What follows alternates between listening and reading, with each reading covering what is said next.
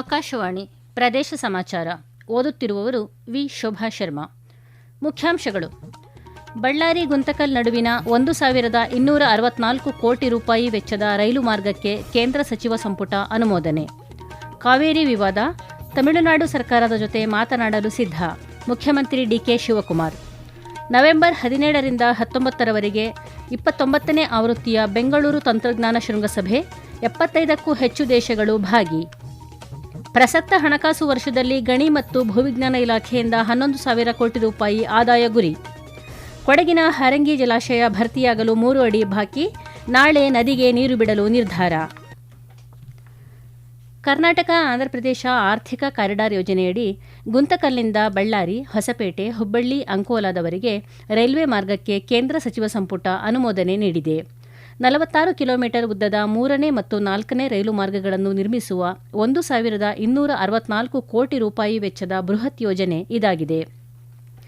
ಸಂಪುಟ ಸಭೆಯ ಬಳಿಕ ಸುದ್ದಿಗಾರರೊಂದಿಗೆ ಮಾತನಾಡಿದ ಕೇಂದ್ರ ಸಚಿವ ಅಶ್ವಿನಿ ವೈಷ್ಣವ್, ಪ್ರಧಾನಿ ಅಧ್ಯಕ್ಷತೆಯಲ್ಲಿ ನಡೆದ ಸಂಪುಟದ ಆರ್ಥಿಕ ವ್ಯವಹಾರಗಳ ಸಮಿತಿಯು ಯೋಜನೆಗೆ ಅನುಮೋದನೆ ನೀಡಿದೆ ಎಂದು ತಿಳಿಸಿದ್ದಾರೆ.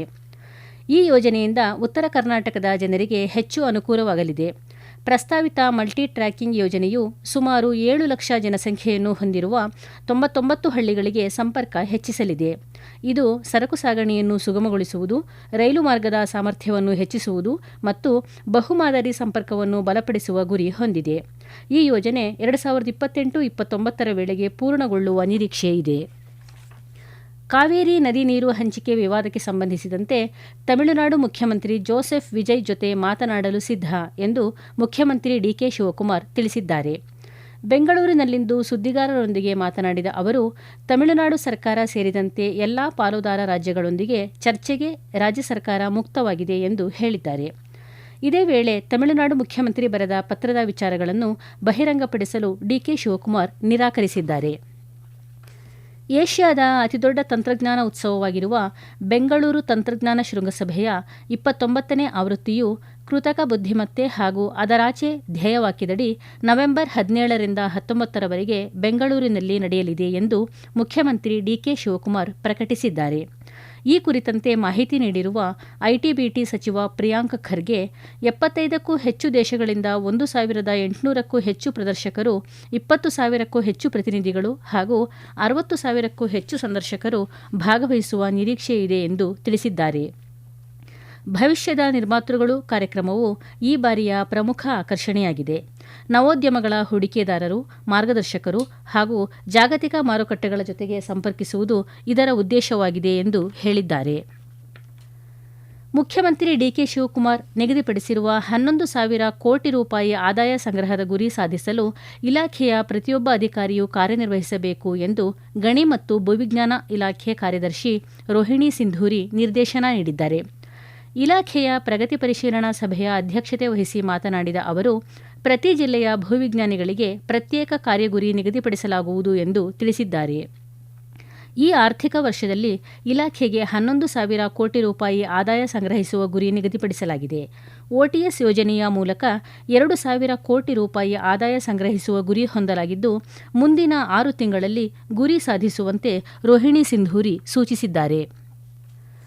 ಸ್ವಯಂ ಅನುಷ್ಠಾನ ಯೋಜನೆಯಡಿ ಕಡ್ಡಾಯವಾಗಿ ನಿರ್ಮಿಸಬೇಕಾದ ವಿದ್ಯುತ್ ಮೂಲಸೌಕರ್ಯವನ್ನು ಸಕಾಲದಲ್ಲಿ ಪೂರ್ಣಗೊಳಿಸದ ಹಾಗೂ ಕೆಇಆರ್ಸಿ ನಿಯಮಗಳನ್ನು ಉಲ್ಲಂಘಿಸಿರುವ ಯೋಜನೆಗಳ ವಿರುದ್ಧ ನಿಯಮಾನುಸಾರ ಕಠಿಣ ಕ್ರಮ ಕೈಗೊಳ್ಳಲಾಗುವುದು ಎಂದು ಇಂಧನ ಹಾಗೂ ಪ್ರವಾಸೋದ್ಯಮ ಸಚಿವ ಕೆಜೆ ಜಾರ್ಜ್ ತಿಳಿಸಿದ್ದಾರೆ. ಈ ಕುರಿತಂತೆ ಪ್ರಕಟಣೆ ನೀಡಿರುವ ಅವರು, 7.5 MVAಗಿಂತ ಹೆಚ್ಚಿನ ಮಂಜೂರಾತಿ ವಿದ್ಯುತ್ ಭಾರ ಹೊಂದಿರುವ ವಸತಿ ಸಮುಚ್ಚಯಗಳು, ಟೌನ್ಶಿಪ್ಗಳು, ಬೃಹತ್ ಲೇಔಟ್ಗಳು ತಮ್ಮ ವೆಚ್ಚದಲ್ಲಿಯೇ ವಿದ್ಯುತ್ ಉಪಕೇಂದ್ರ ಹಾಗೂ ಸಂಬಂಧಿತ ವಿದ್ಯುತ್ ಮೂಲಸೌಕರ್ಯ ನಿರ್ಮಿಸುವುದು ಕಡ್ಡಾಯವಾಗಿದೆ ಎಂದು ಹೇಳಿದ್ದಾರೆ.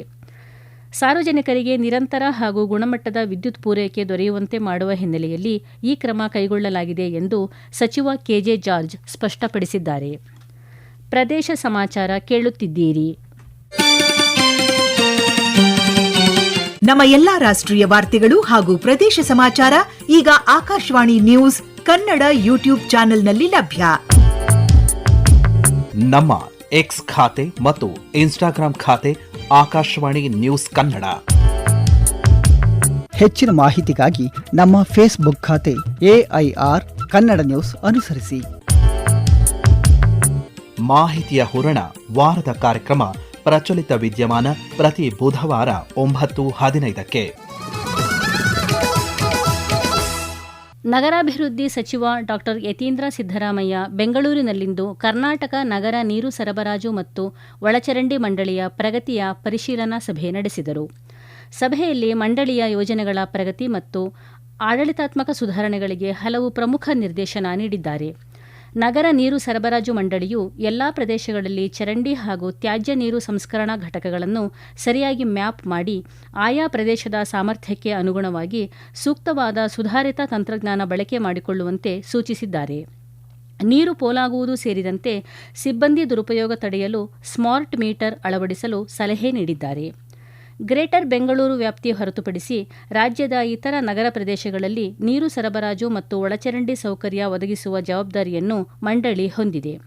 ರಾಜ್ಯದಲ್ಲಿ ಈವರೆಗೆ 256 ನಗರ ಪ್ರದೇಶಗಳಿಗೆ ಶಾಶ್ವತ ಮೇಲ್ಮೈ ಮೂಲಗಳಿಂದ ಸುರಕ್ಷಿತ ಕುಡಿಯುವ ನೀರು ಕಲ್ಪಿಸಲಾಗಿದ್ದು, ಉಳಿದ 60 ಪಟ್ಟಣಗಳಿಗೆ ಅಂತರ್ಜಲ ಮೂಲದಿಂದ ನೀರು ಪೂರೈಸಲಾಗುತ್ತಿದೆ ಎಂದು ಸಭೆಯಲ್ಲಿ ಮಾಹಿತಿ ನೀಡಿದ್ದಾರೆ.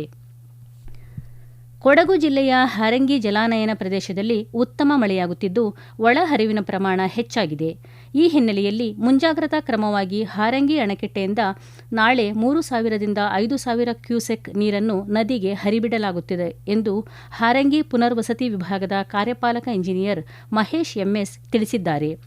ಹಾರಂಗಿ ಜಲಾಶಯದ ಗರಿಷ್ಠ ಮಟ್ಟ 2,859 ಅಡಿಗಳಾಗಿದ್ದು, ಇಂದಿನ ಮಟ್ಟ 2,856 ಆಗಿದ್ದು ಬಹುತೇಕ ಭರ್ತಿಯಾಗಿದೆ. ಹವಾಮಾನ ಇಲಾಖೆಯ ಮುನ್ಸೂಚನೆಯಂತೆ ಜಲಾನಯನ ಪ್ರದೇಶಗಳಲ್ಲಿ ಭಾರೀ ಪ್ರಮಾಣದಲ್ಲಿ ಮಳೆಯಾಗುವ ಸಂಭವವಿದ್ದು, ಒಳಹರಿವಿನ ಪ್ರಮಾಣ ಮತ್ತಷ್ಟು ಹೆಚ್ಚಾಗುವ ಸಾಧ್ಯತೆ ಇದೆ.